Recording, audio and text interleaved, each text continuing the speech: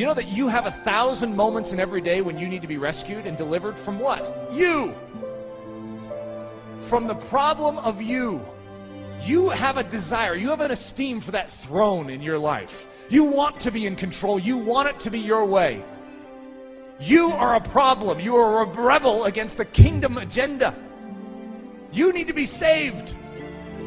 We have a tendency to undermine the very fabric of the gospel, which is a living, vibrant, abiding relationship. And that's where the fire comes in. If you are not living in the life of Jesus Christ, if you are not abiding in the light of holiness, then you are living a false existence under the banner of all these things that are true. May we dare not live out such a Christianity.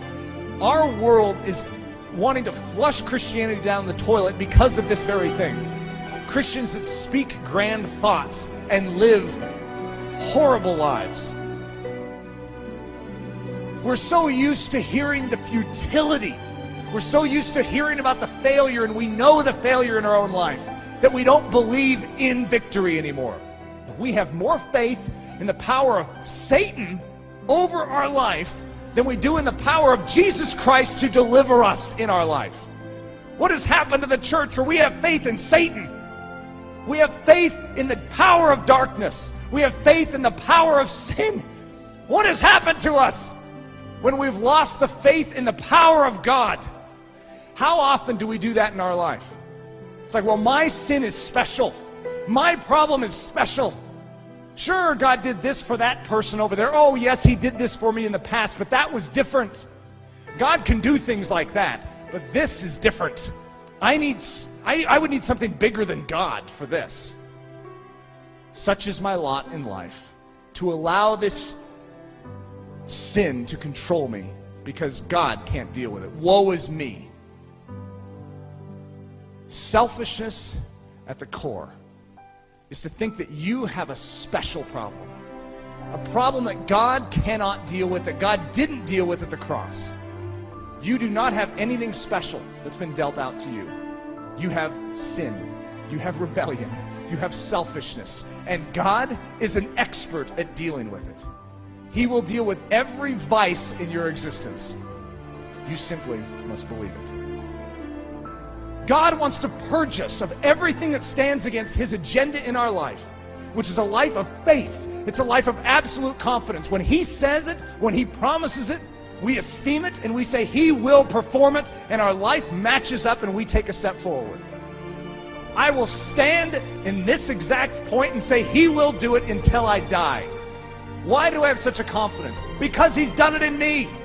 I'm not speaking about things that are just theoretical. The reason I speak with passion on this exact point is because I allow no shadow in my life.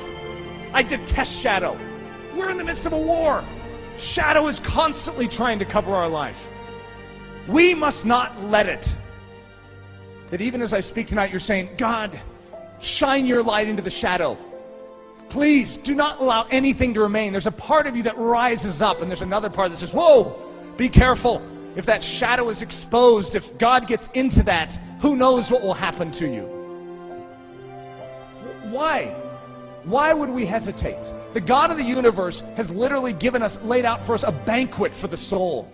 To partake and to feast upon His very person. To know Him, the King of the universe, intimately. To discover the inheritance of heaven, all the power, all the grace, all the glory. It's there waiting to be had. And we hesitate. Why would we hesitate? Why are there things in life that we don't hesitate at all to partake of, to participate in? Because we know there isn't a cost associated with those. We know that it won't demand us to give up our life as we now know it. But the gospel is after your life. The gospel wants you. The gospel is about a purchase, and that purchase is of you. You are not your own. But God has already laid out the stakes. It's either Him or it's destruction. He's made His pattern. He's given you the means of salvation. He's given it all. He gave up His life. Do not reject it. Do not hold it with contempt and stand back as if it's your decision and you are testing the waters to see if God is worthy of you. He has purchased you with His blood. Why in the world are we hesitating? everything we've done is absolutely empty if it doesn't capture your soul and change your life. This is nothing.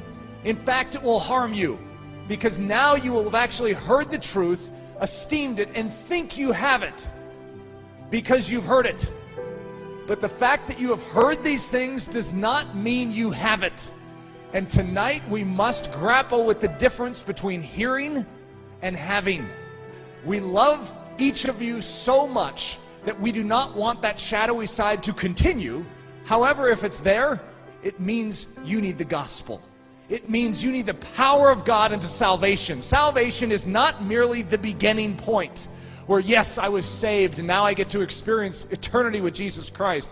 Salvation is not a one-time thing. In fact, salvation is daily, moment by moment. It simply means to be rescued, to be delivered. The Spirit of God is willing. In other words, you're like, God, I'm willing, but I'm weak. And God's like, and I'm willing to help you. I'm willing. I have everything you need in your weakness to carry you into the full frontier, the endless frontier of my grace. Don't think this relies on you. I know how weak you are.